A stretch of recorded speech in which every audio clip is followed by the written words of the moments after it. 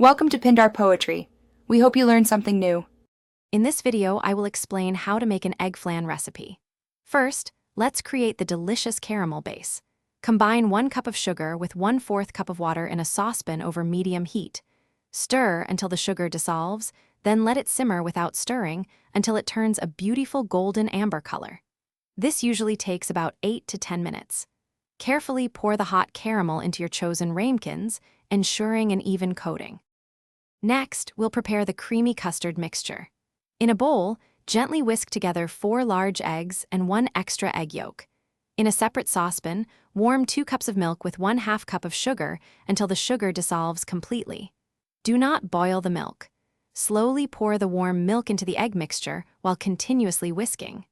Stir in 1 teaspoon of vanilla extract for a delightful aroma and flavor. Now it's time to bake our flan to perfection.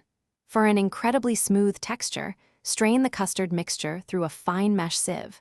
Carefully pour the strained mixture into the caramel-lined ramekins. Place the ramekins in a larger baking dish, then fill the larger dish with hot water, reaching about halfway up the sides of the ramekins.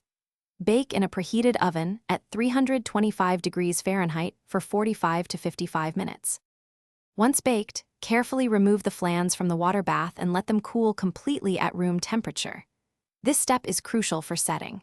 After cooling, transfer them to the refrigerator and chill for at least 4 hours, or even better, overnight.